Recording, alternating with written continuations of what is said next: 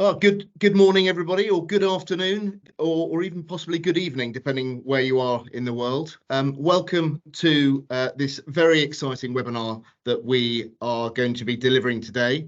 I'd firstly like to thank emlyon Business School, one of the leading European business schools, for their support in putting this very exciting session on. The session is Shaping the Future of Sports Media, Insights from Industry Leaders, and we have got a fascinating panel that I will introduce you to in a very short amount of time. I just wanted to give you a few administrative thoughts that I need to share. In terms of questions, there will be some time at the end where we will take questions, but the best way of doing questions at the moment is by submitting them through the chat. I will try and make sure that those questions get answered as we go along the webinar. So if I can, I will. If we can't, we'll try and get it at the end. From historical purposes, I am very aware that there are always a significant amount of questions, particularly when the panelists are as grand and as successful as they are today. So don't be dismayed if you don't get your question answered, but I will try and do the best we can to make sure that that happens. From a panelist perspective, this is a hugely exciting topic, very, very relevant. And I just want to try and make sure that this is as fluid as possible. So please jump in, ask or make any points that you want to make, ask any questions that you have, and we'll make it as exciting and interesting for the audience that we can. Okay, so Shaping the Future of Sports Media, Insights from the Industry Leaders. I'm going to introduce you to our three panelists. I'm going to ask them to introduce themselves and share a little bit about their background and what they do and how actually they got there, which I think is extremely important when you're understanding how leaders of today were not leaders of yesterday. So we'll do that to start with, and then we'll kick off with some questions and see where we get to. We've got a good number of people that have joined, so thank you all for joining. They seem to be coming in thick and fast, which is what the beeping is, if anybody can hear that. So that's all very exciting. Hannah, we're going to start with you. Let me introduce Hannah. Well, let Hannah introduce herself, actually.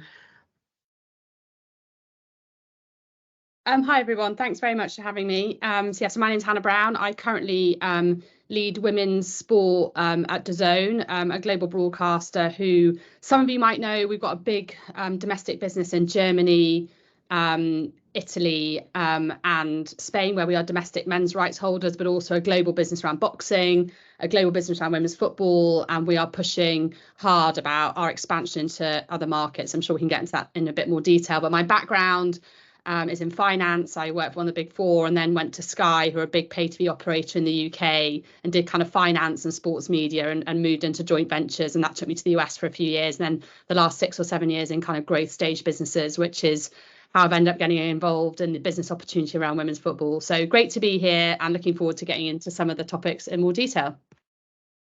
Thank you, Hannah. Thank you very much. Mahir, do you want to introduce yourself and tell us a little bit more about your background? Sure, I'm not quite sure how to follow Hannah. Hard act to follow, but there we go. And thank you, Will, and the team at emlyon Business School and also Global Sports Shops for putting this on. It's good to have these sort of events happening. So hello, everyone. I'm Mahir Warty. I'm the Chief Strategy Officer at World Rugby. For those of you not familiar with World Rugby, we are the organisation responsible for the sport of rugby union. So if you imagine FIFA for soccer or football, we're the equivalent for rugby union, and we're mainly known for running the Rugby World Cup. The men's edition took place last year in France and the women's in New Zealand 2 years ago. I've been there for now 5 years and really stumbled into a career in sport. I originally was an economist and then management consultant, then went in-house at the BBC and ended up at BBC Sport and then Sport England.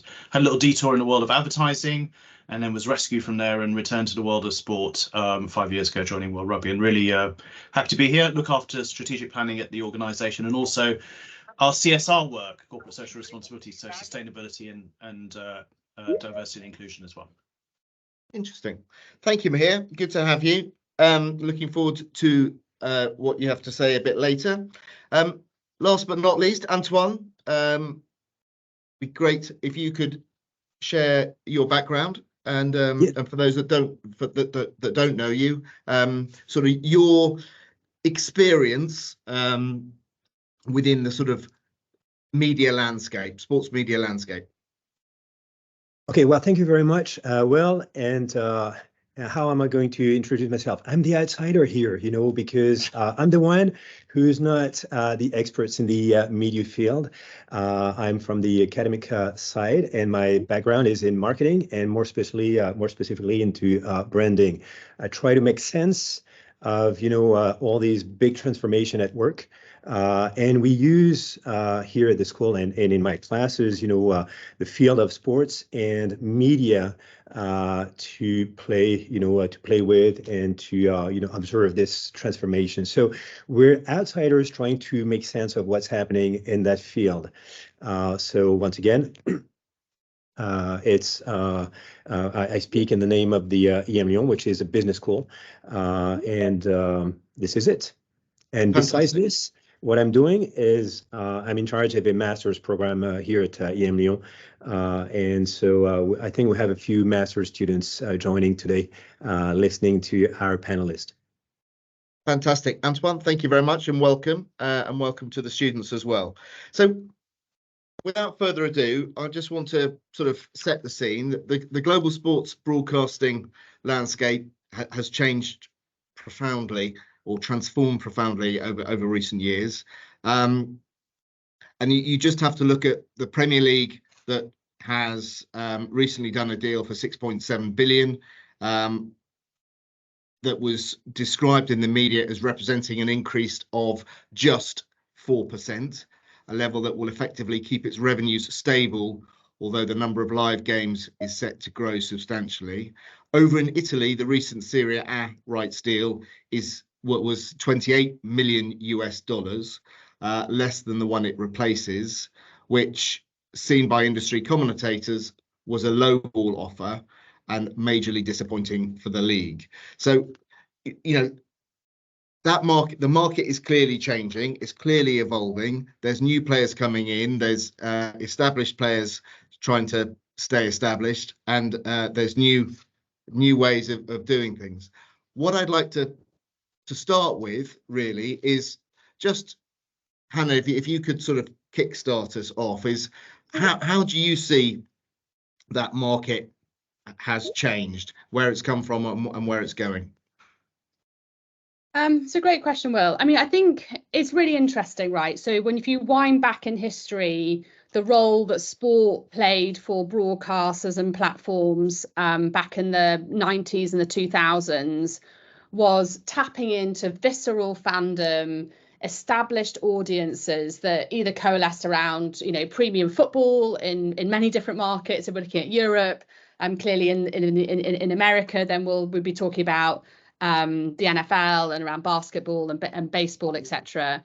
And you know, clearly in Europe, other sports like Formula One, etc. And what these platforms did is said, look, if I go and buy an audience or I buy access to content, and at that time really improve the production and the availability and the distribution, because actually in many of these markets, most of these games weren't yet being published or distributed, and via satellite and digital broadcast technology, you know, digital terrestrial TV broadcast technology, obviously back then, massively increase the scope of content that can be distributed. We can build businesses around that. So in the UK, I worked for Sky as a good example, a business that built satellite television, proliferating access to content, and then building up kind of triple play business over the course of 20-25 years around mobile, about mobile connectivity, broadband connectivity, and other kind of value services that you sell off that customer base.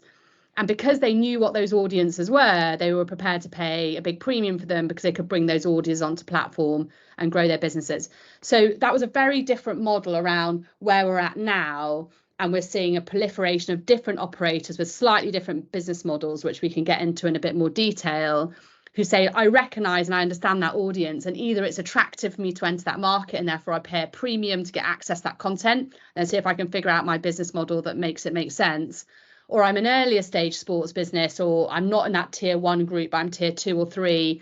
My audience base is either maybe more local, it's less visceral, it's not got the same scale as those big tier 1 sports, and they potentially have a route to get to market with now much easier access to put content onto various channels, be that at the lowest end from a social media perspective, or at a more premium, either pay or on a free basis with platforms that are delivered via our connected TVs or built into the OEMs that we own in our home, or other kind of connected devices, which don't have the benefit of this kind of linear audience that's sitting on the kind of big channels in each of the domestic markets. So there's a route to getting to that audience, but then the big challenge that all of these properties have to face is, how do you connect with your audience and do that at scale and drive value? So I think probably, Will, as we get into this, we should pick a few examples about who that is and what it means for them, because depending on your sport and your option on how you go to market,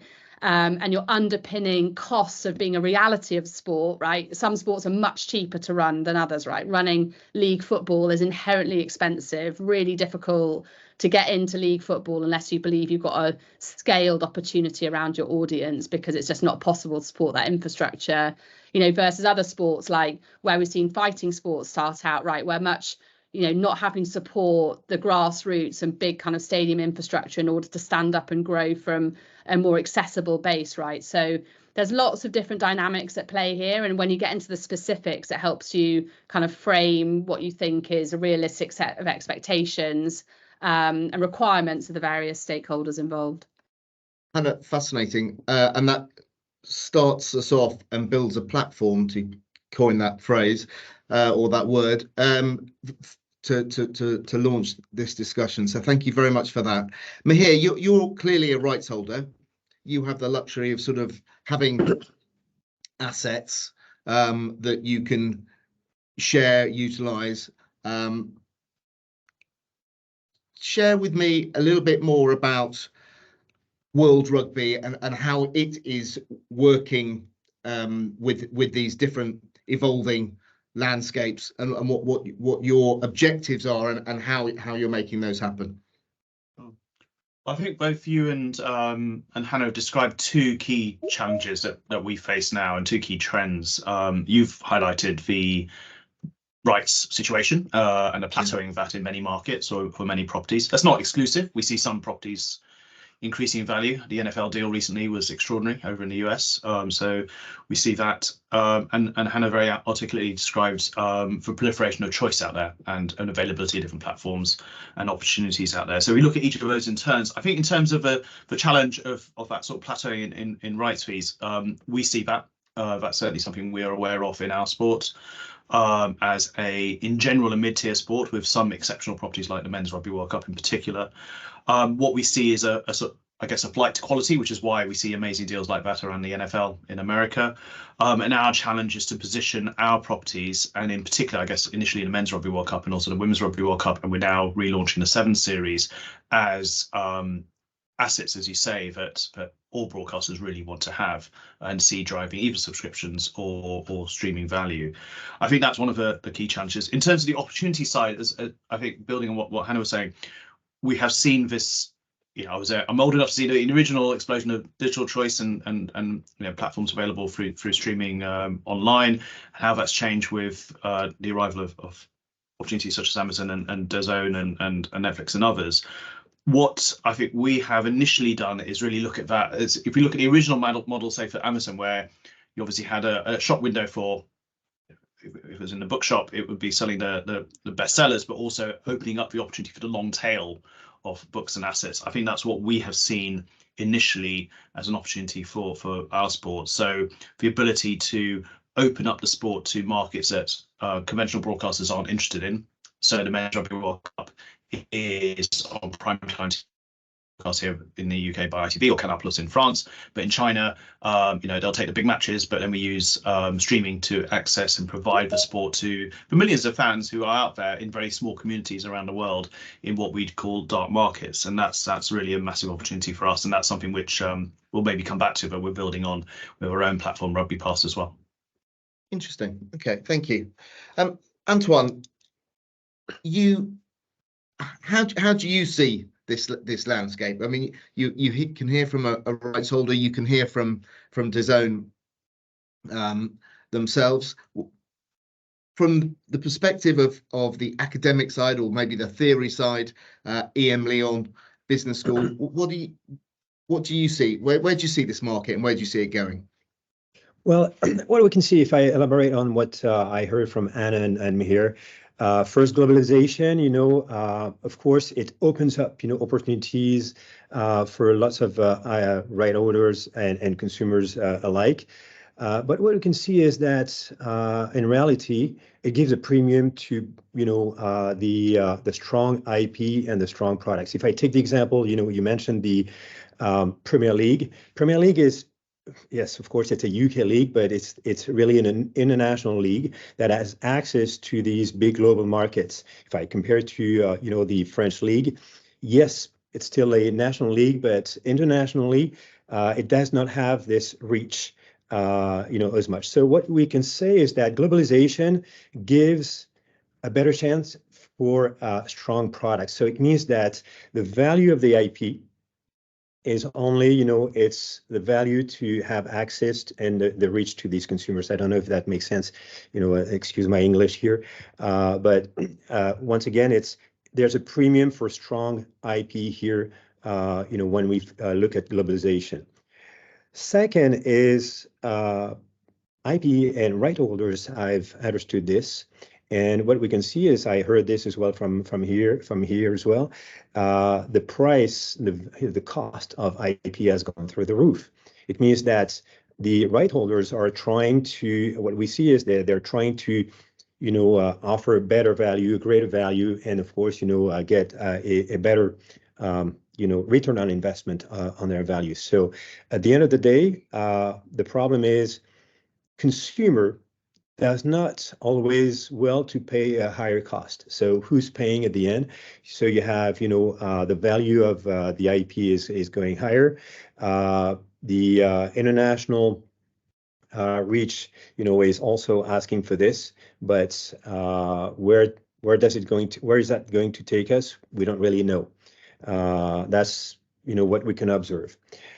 And it's not a paradox, but in addition to this, technology also enables the emergence of new sports, and we've seen it here. For example, in France, MMA. Last Thursday there was this amazing match here in Bercy. We're located here in Paris, and technology has enabled consumers to have access to all these new sports. So that's how we can see the big picture. To conclude, what we can say is that, this is really based on what Hannah was saying. The IP was owned by the old organizations, and it was quite simple. Now, it's quite complex for both consumers and also for the landscape of the general sector. That's, it's adding complexity to the sector. This is what really we can say. And at the end of the day, it's where's the consumer going to be in the future? There's still a big question, because who's going to pay? And given the economical situation, yes, everyone wants to have a great product. But not everyone is willing to pay for that greater products, in the long run. So that's probably one of the key questions that, right holders, distributors alike will have to address. Thank you, Antoine. Very informative. Hannah, I'm going to come back to you. You talked about sort of the changing business model and how that business model is clearly evolving. And we've also talked about how that landscape is providing smaller sports or less well-known sports an opportunity to be seen, to be heard, and to build an audience. DAZN is clearly is a business that's been built on live and on-demand streaming. It also has the largest portfolio of women's football worldwide, I believe. Just share with us sort of why you decided to get into football, or into women's football, how that has matched against sort of expectations, and where do you think it's going, and the influence that DAZN has had in building that women's football profile. You're on mute, sorry. Apologies. So there's thanks, Will. There's a lot in there in that 100 questions there. Yeah, so I'll try and figure it out. So just jump in if I'm going a bit off track. So I think that firstly, if you were in a venture capital organization, someone said there's a sport where everybody in the world knows how to play it. It's very accessible. It's big in America, it's big in Europe, it's big in emerging markets in LATAM, North Africa and Asia. You'd be like, that's interesting, tell me more. And then they said, look, the biggest brands in global sport are involved, and here I'm talking about the clubs, the likes of Barcelona, Real Madrid, Manchester United, Arsenal, etc. Yeah. Combined with very commercial player base in the United States, which I'll give you a little bit of context on because it's quite interesting why that is as it is. Then people would say, this is a really interesting opportunity. And by the way, there's a big social push that it's now pretty hard if you sit at a big publisher or distributor, you're not taking women's sports seriously. And the brands are supporting that, right? The likes of Heineken now won't sign deals unless there's a female component to a proposition, or a balanced component to a proposition. It'll come to me in a minute, but there's one of the brands that is basically sending it for it's actually a rugby brand. It's O2, I think, Mahir. That is, for every pound they spend on the men's game, they're investing in the women's game too, and how they activate. So there's kind of these great kind of combined sets of forces at play. But what's really important to remember is I go back to what I said at the beginning, there is not yet this audience visceral behavior that is driving huge value from those rights. And there's a range of reasons for that, right? The audience is new, it's evolving, it's developing, it's competing what I call like this modern media and entertainment landscape. Women's football does not succeed at the cost or not of men's football. It is competing against Taylor Swift and her Eras concert. It's competing against computer games. It's competing against all the calls on people's time and capital, right? It's not a zero-sum game with a men's game in any sense, but it's got to create a product that can cut through and compete and grow in value. It's really important to remember that we are global Champions League rights holders on the women's side. This is the first rights cycle for women's football that we're in. We're in year 2.5 of a 4-year contract. We've just been market now for an extension of that deal for another 5 years. UEFA's just brought the rights to market. The WSL, so the UK domestic league, is in its first cycle, of a domestic contract, right, which has been carved away, and they've now created a new company which is solely focused on the exploitation of those rights. So it's really important, because you recognise lots of elements from the men's game, and people go, well, it's worth domestically billions in each core market, and the women's game is worth single-digit millions. Like, from an evolution point of view, we're not comparing apples with apples. And then you've got to think about what there's a women's football business opportunity. And back to that point I was making earlier, I don't think there's any major stakeholder involved in women's football that thinks a niche success is the success the game needs. And that is very simply not only because people believe it's got a big scaled audience and commercial opportunity, and whether you're a club or you're a brand or you're a league, the sort of effort you've got to put in to make it work just doesn't make a niche outcome make sense. And it's just a cost of infrastructure and delivery, right, to run football clubs and to open stadiums and police grounds. Like, this is not cheap stuff to do, and so therefore there's a big imperative around major growth.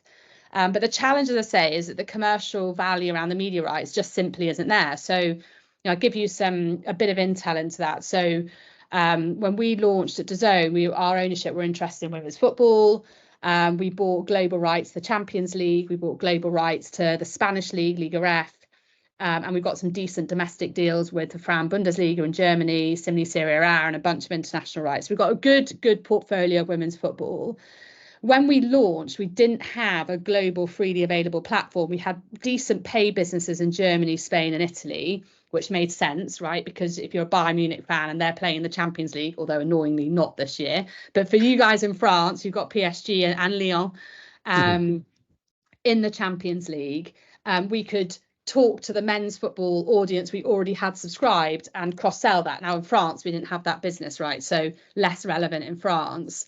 And then globally, because we knew that we needed a global distribution opportunity, we use YouTube, which is a lovely place to put content and reach a large number of people, a very poor place to build a business. You share all your ad revenue pretty much 50-50 with YouTube, and you don't own your audience. And actually advertisers can just go to those social networks and buy very efficiently an audience between 25 and 50 that's interested in XYZ. They don't need to come and work with the content owner to do so.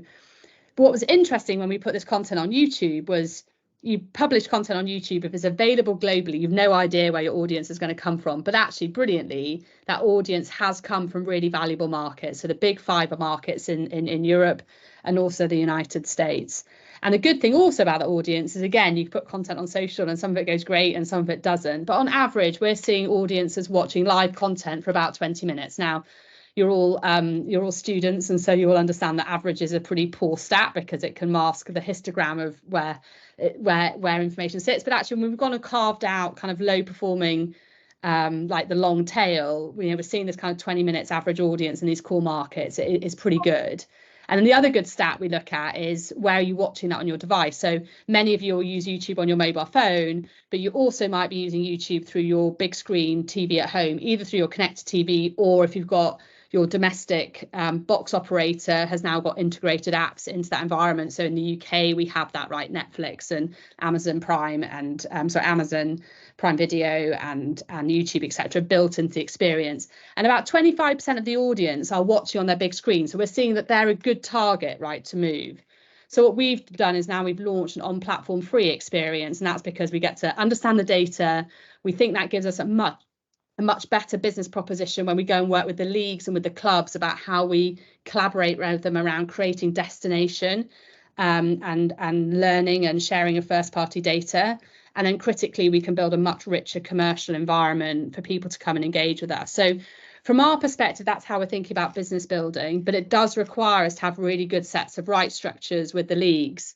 And this just goes back to the point of, where are the league's expectations? Because it's very hard for them to make a decision which is not taking a big check. Because even if we say, well, we're not profitable at high single digit millions on these rights deals, you divide that number between 12 to 16 clubs and none of them are getting that rich on that number, right? So how do you create the conditions and rights structures that support long-term growth and get everybody working together around marketing and critically the product and improving the product both on the pitch but also how it's delivered to customers, to engage new customers in a way which is a way that is accessible to them and engaging, right, who previously maybe haven't watched a lot of football, or if you've got a big football fan in your family or in your friendship group, how you incentivize them to be like, right, I'm going to get involved in the women's product and I'm going to part with my cash around match day and engaging with content which is therefore appealing for brands to activate and reach that audience. So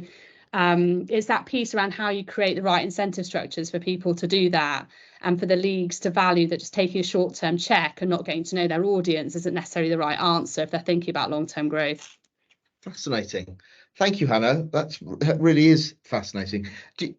From your perspective, or professional perspective, how long, you talked about renegotiating for the next extension of the Women's Champions League rights. How long is your vision for that to become profitable, or that relationship to become profitable? Yeah, I mean, Champions League deal is a good one. I mean, clearly we're in the middle of tender process. There's only so much I can say, but in short, I think you need to have a long-term view on growth, and you've got to have investment cycles and right structures that support that, and therefore a very minimum of 5 years. But we really should be looking in kind of 8 to 10 years, really, even then, is probably on the short side, right, when we think about development of these business models. I mean, you look at the likes of Netflix and Amazon, they were 20 years of businesses before they were before they became profitable businesses, and Netflix is still struggling with, how it really drives, margin growth. So women's football's got a way to go on product development, and it needs stakeholders all aligned, because I think if you can get the brands, the clubs, the broadcasters all pulling in the same direction to improve quality of the product and engaging the audiences, you de-risk it for all the stakeholders, right? And as long as everyone gets a share in the upside, then that should be a really attractive thing to go after. What you can't protect against is irrational bidding, right?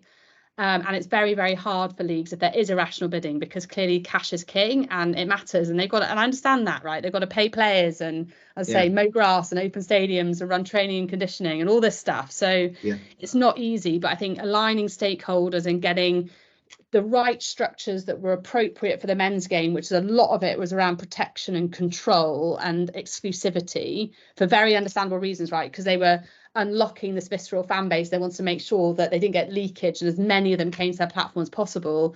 Women's football's got to think about itself in a different way in terms of how it reaches and engages audiences and has right structures that support marketing. As long as everybody's pointing back to a similar destination or a consistent destination, then you can think about then how you extract value out of an audience. Once you've got an audience, then you've got options, right? But what you've got to do first is identify and engage that audience in a meaningful way.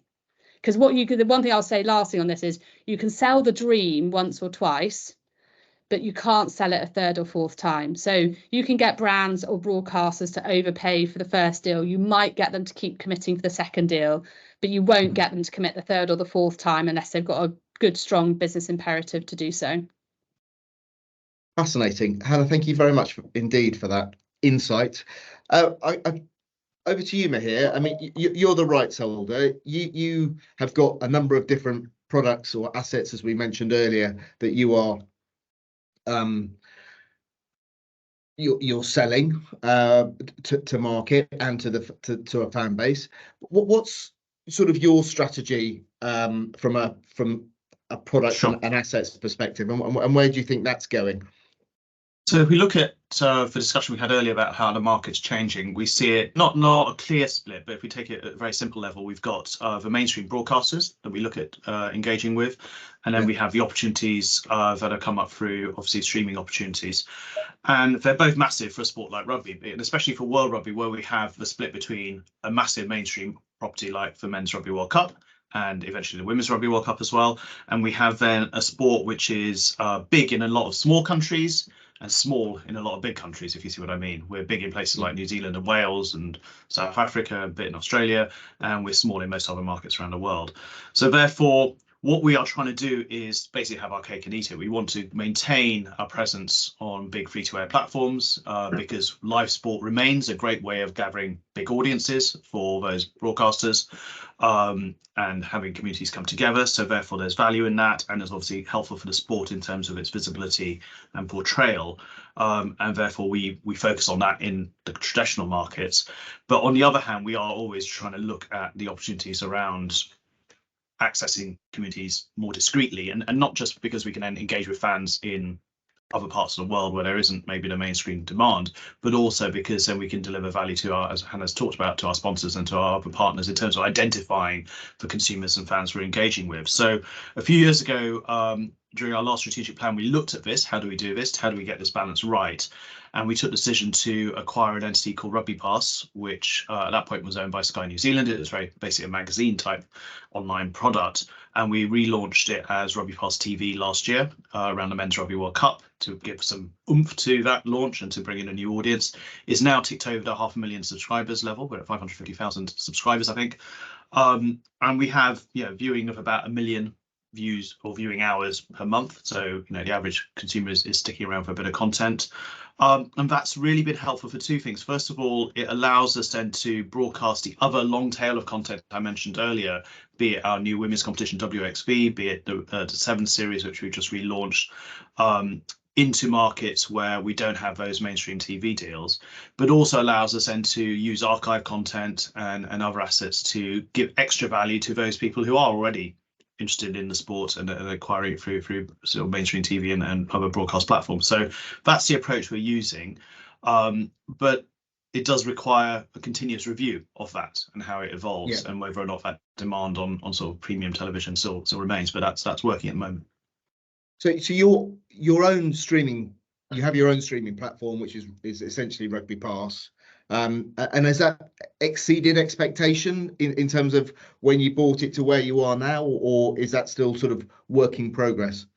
It's both. It's exceeded expectations and it's work in progress. Okay. So okay, no, that's good. And we need to be realistic about that. And it is an investment. And I think, as Hannah's described, women's sport often being a long-term perspective and a need for that. We see that similarly in terms of Rugby Pass, for example, but also women's rugby. They both need a long-term vision, which we as a international federation with that ability, cash flow by the success of the Men's Rugby World Cup, we are able to take a bit of a long-term view, not indefinite, but a bit of a long-term view, which is helpful to build that out.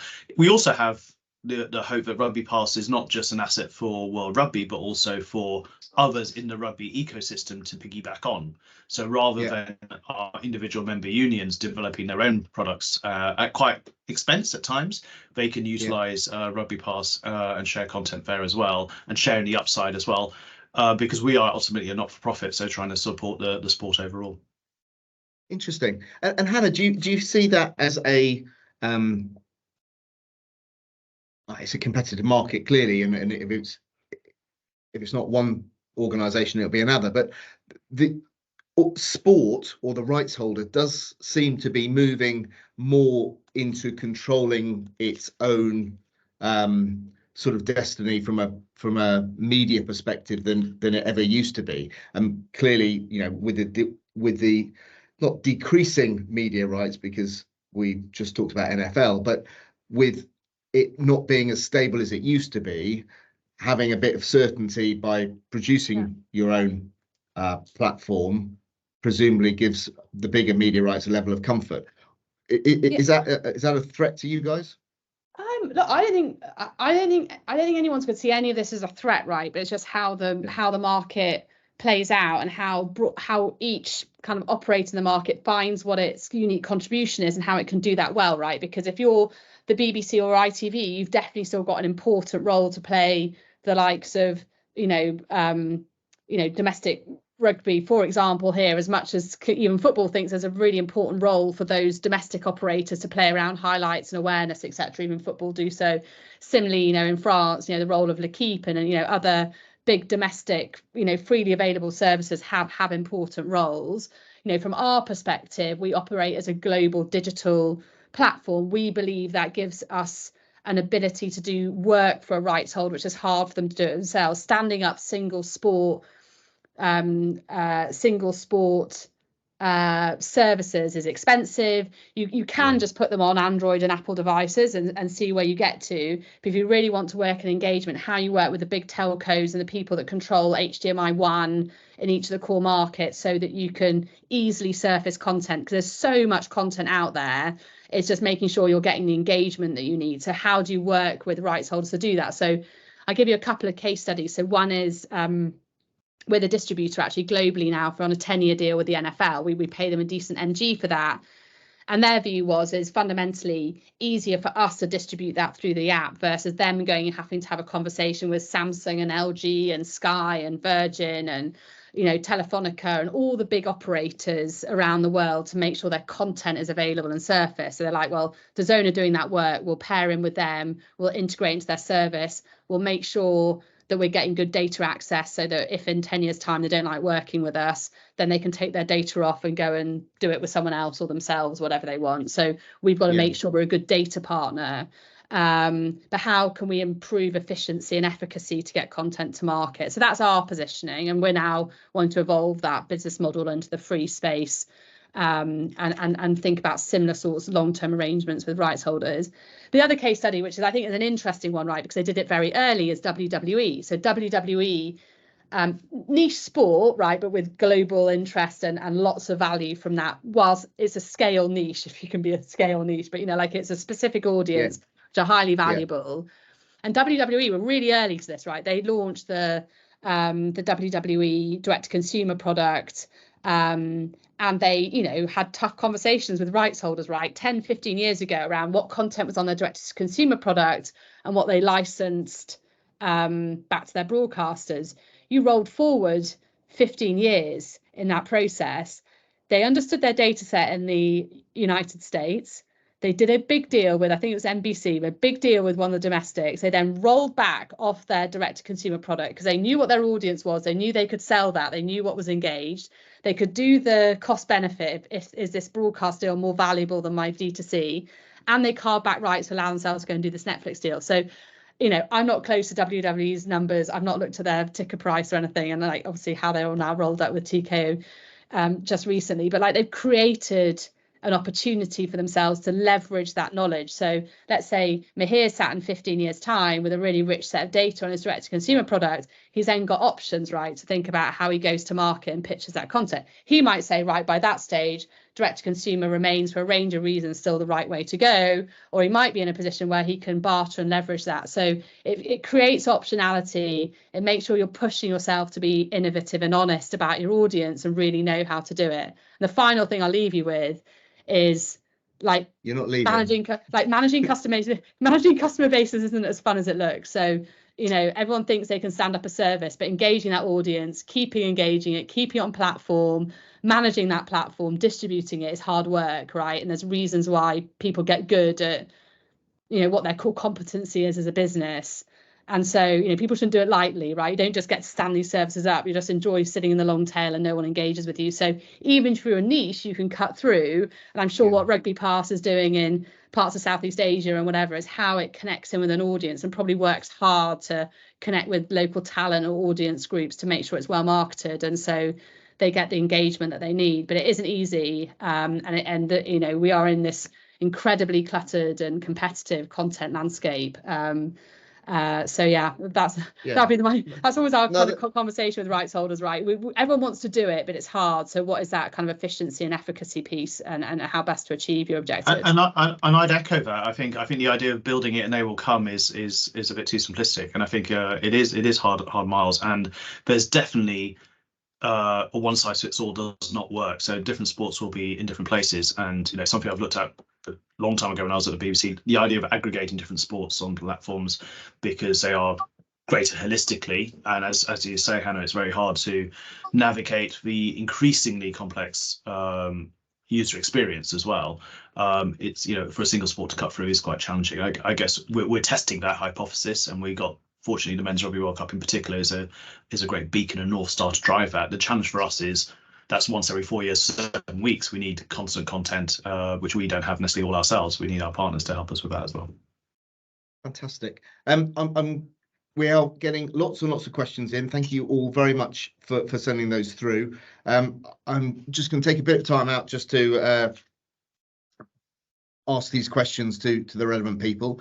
Mahir, what is the relationship between World Rugby and championships such as Six Nations? Can World Rugby get involved, if they do not like the sponsorship or media streaming platform that other championships work with?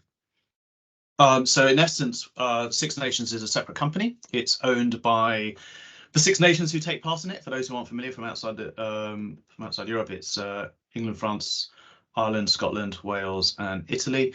They run that as a competition. They are partners with CVC, as the private equity firm, own a share of that as well, a commercial entity around that. They have a window to operate that competition, which has been agreed and was the bane of my life last year, renegotiating the global calendar around the springtime when that event takes place. In terms of the commercial arrangements they have, be they broadcast partners or sponsorships, that's down to them. Having said that, obviously, if there are aspects of, particularly I guess more on the sponsorship side, where it's could bring the game into dispute as such, they engage with, I don't know, a drugs company or something like that, and that might be something that we would want to talk to them about in terms of the global aspect. We are custodians of the game overall, but otherwise they are entitled to run that competition as they see fit. We'd obviously want to partner with them on things like broadcast and sponsorship, because one of the challenges we have in our sport, as many do, is fragmentation, and going to either broadcast partners or, as I say, streaming together on Rugby Pass or to sponsors to collectively you might get a better deal. So there's that side of it, but otherwise, no, they are a separate entity. Thank you, Mahir. Hannah, quick question for you, I hope, or maybe I can have a quick answer just in terms of time. How do you balance cost and quality of broadcast feeds for women's sports? That was from Maud. I'm not sure we do get to balance them. Often we're on the hook for the production. Look, the issue is just it is expensive to produce content. I'd say that we produce some content in an okay fashion. I think it's got a long way to go, but the commercials need to help support that, and hence why we need better partnerships to invest in improving the product. Okay, fantastic. I just on that, I'd echo that. We have a challenge. It's not just on women's sport, but say under 20s and things like that. Do you invest in the content and quality to make it cut through? It's chicken and egg, isn't it? If you invest in the quality of the production of a women's rugby, for example, WXV and others that we run, then we hope that will build long-term value. But it's a gamble, isn't it? It's an investment. So that's a challenge. Thank you very much.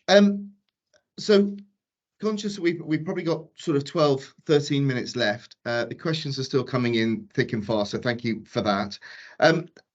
We talked about audiences and the importance of audiences, and recently or lately we've seen some really interesting new ways in which sport has attracted new audiences. I think some by default and some by design. We've had Taylor Swift and the Travis Kelce romance has caused a 37% spike in female viewers for the NFL.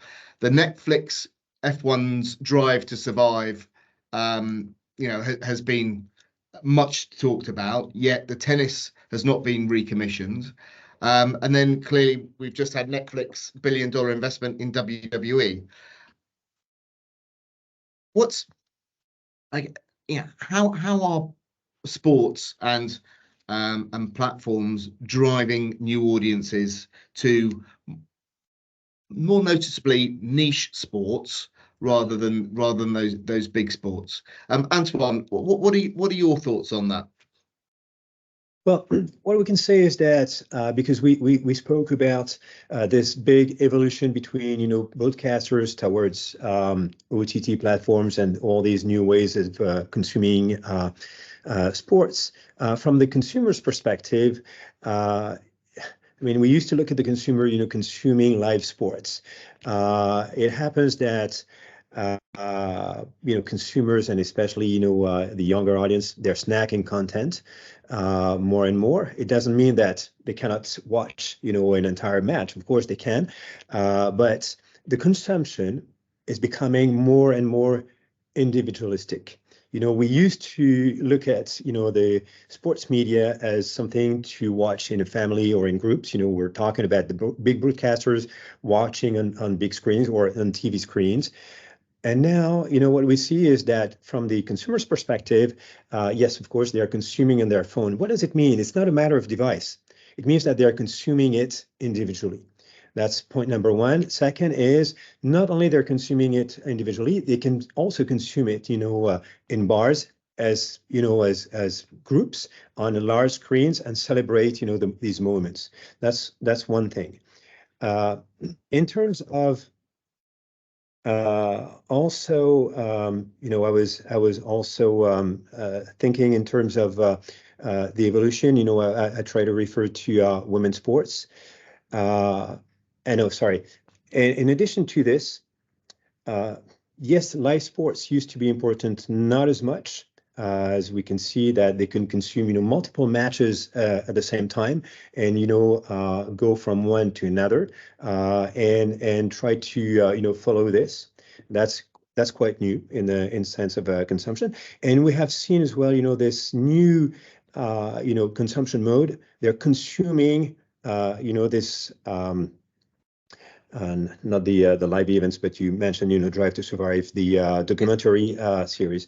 And what it tells us, going beyond just documentaries, we see a greater appetite, towards the behind the scene. It's not just about, what's on the pitch. What consumers are looking at is how does it work? We want to know about the life of those who are making it happen and who are playing.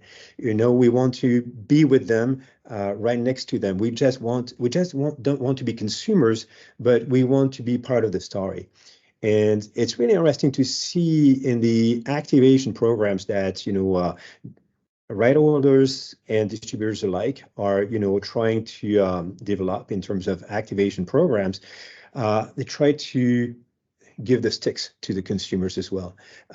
We've seen it, with Tour de France, and you look at, all this stage, the stage by Le Tour, l'étape by Le Tour. Yeah. So Yeah, it's yeah. not people watching the Tour de France. It's also, a cyclist taking part into a stage. But same, with broadcasters, they, the consumers, they want to also take the mic and comment the match, and that's really what we see in as a trend. What does it mean? It's that consumers don't want to only consume; they want to be part of that story. That's Yeah, it's good point. Good point. And Hannah, from a, I'm going to stick on the women's football thing. How much sort of additional content are you creating to drive a much broader immersive experience for the consumer? I mean, at the moment, we're wholly focused on live and kind Okay. of, clip content. I mean, as a platform like ours, unless you're very thoughtful on it, if you look at the economics of, let's take Netflix, a business we all understand, right? And the billions of dollars they invest in content, and then the fraction of that content that performs and drives their business. So it is a rich man's game and can be a daft man's game or woman's game or person's game to go and produce a lot of content unless you've got a really clear distribution strategy and commercialization plan. So what we're focused on is, first out the gate, how we work around the live and the non-live content associated with, the actual match day.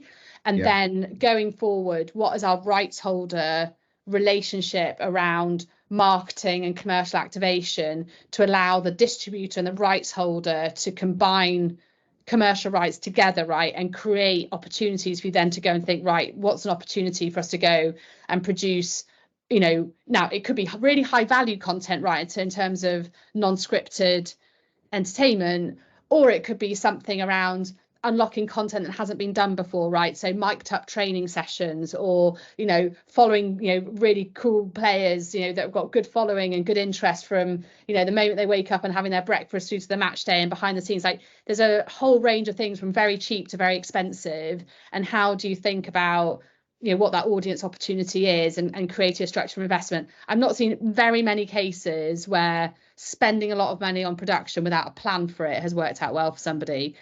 Drive to Survive was a conscious investment by Box to Box to go and build a plan, Netflix to invest in that plan and access rights and tell a story. They didn't just go, and I'm going to produce this content and hope for the best that I can distribute it and make it work. So, and I say, even those guys that have got really good platforms still have a big wastage rate, and they have to make sure how they balance those investments. So my point being is, you've got to think and have a plan. You can't just produce and hope for the best. Yeah, no, that's fair. And Mahir, from your perspective, growing new audiences is clearly key to the growth and development of the sport of rugby.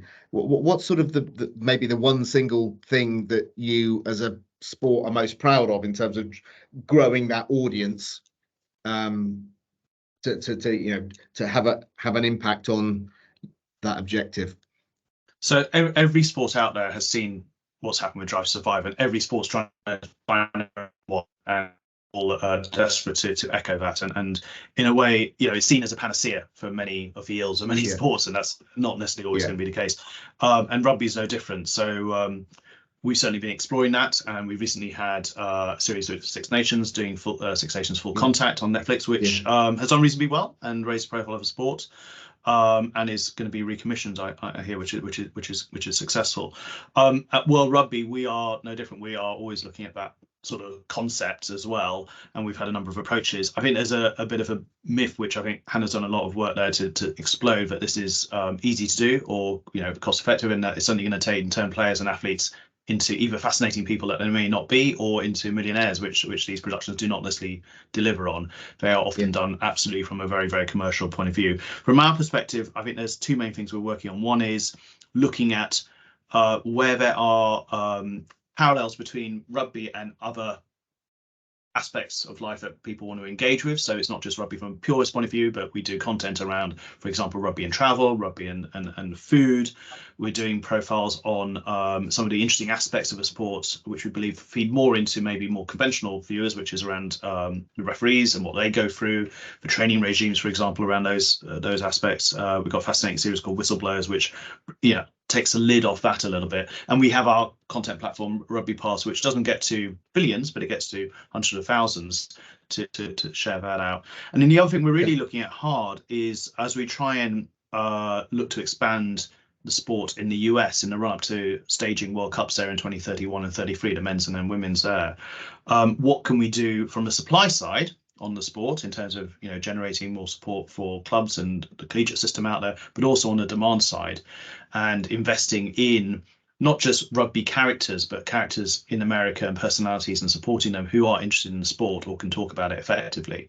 And we saw that happen a little bit during the World Cup. When Javier Bardem's at a match, a former Spanish international, attending a match there, that the cameras train in on that, and that's just one sort of micro example, but doing that in a very strategic fashion where we are building profile of not just rugby players, and it doesn't need to be the best rugby players, it needs to be the ones who can communicate and connect with audiences the most, but also those who can talk about the sport well is really impressive. So recently, just last weekend, the NRL in Australia, league in Australia, Rugby League in Australia, did a season opener in Vegas, and they had Russell Crowe do a big piece about it. He's a big fan of sport. So that sort of thing, which we're not doing, but we want to copy and ape and then improve on as well.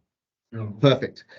Just we've got 2 minutes left, and I have my final question to certainly Mahir and Hannah. Antoine, you're most welcome to answer this as well. But we've spent the last 50 minutes, or 55 minutes, sort of talking about the shaping of the future of sports media, and clearly there are a lot of students in the room who are looking at their future, whether they should be going into sports media.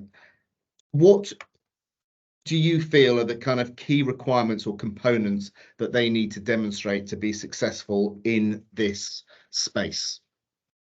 That's my question to you, Mahir. Let's start with you, if you don't mind answering that question. Sure. There's a great quote from Barack Obama when he's asked this very similar question about what people should do, and I think it's basically saying, do your job really, really, really well, whatever you're doing right now, and that will pay off. And that's what I remind myself and my team a lot. I think sport is really interesting how it's changed over the last 20 years, and I think a lot of bodies, including the one I work at, when I joined World Rugby 5 years ago, we were 120 people. We're now 300 nearly. A lot of bodies have become a lot more professional. A lot of people have joined of their passion in the sport, which can be a double-edged sword, by the way. They say never meet your hero, so it's a bit dangerous if you work in the sport you love. But as the sports often have grown, not all of them, but a number of them have grown, therefore I think there's scope to work in sport, and this is not necessarily sports media, but sport in general, from a professional background. If you're a great lawyer and you have experience in that area and you want to do it, you'll do it. Same if you're an HR professional. My own experience, I was a PowerPoint monkey and Excel junkie from World of Management Consultancy, and ended up working in that area. Great accountants come in, etc., etc. So that, I think the other avenue is absolutely, there are routes in through more accessible routes into the world of sport through, for example, management consultancy. There's some sports consultancies in particular, and we have a few here in the UK in particular, who therefore have people who come in, can train well, get exposure to projects and move on within the industry. So it's not a conventional career in many cases. There are some major bodies who do have graduate programs, but they're few and far between. So it is a question of perseverance, finding your niche and then cracking on. Thank you very much, Mahir. Hannah, in one line. I echo Mahir. I think I'll say, advice I got is be helpful, be an expert, and surround yourself by the very best people that make you uncomfortable and push you to develop and learn. And sometimes when things are hard, you're learning the most. So don't be afraid and worried when those experiences happen. I'm still uncomfortable and out and definitely out of my range of experience, most of the time in the last 10 years. So don't worry when that happens, but just work with the very best people you can find and push yourself. That's because the media landscape has been changing so rapidly that every day is different day. Antoine, have you got a one-liner that you want to add to that? Well, I would like to really thank you very much, Mahir and Anna, for sharing this. That's very last bit. My point is, because I work with these young students, and they're really willing to, they project themselves into this industry, but they have a hard time as well to understand what it means to work in that industry. They're attracted to that industry because they're passionate about sports. One of the challenge, what I can see that they're facing is they have a hard time to visualize the finish line, or the what it means to work in that industry. And I think it's very key what you said, do your job well, but also try to identify what it means, and look at, the positions that are offered. It's not about the passion for sports, it's about, commitment, skills, competencies, and also attitude. So thank you very much, for sharing this. Very good point. Hire for attitude and train for skill. Yep. Very true, Antoine. Look, unfortunately, and it is unfortunate because I think we could have gone on for another at least 2 hours. But this has been an absolutely fascinating 1 hour session, possibly one of the most interesting ones I've ever done.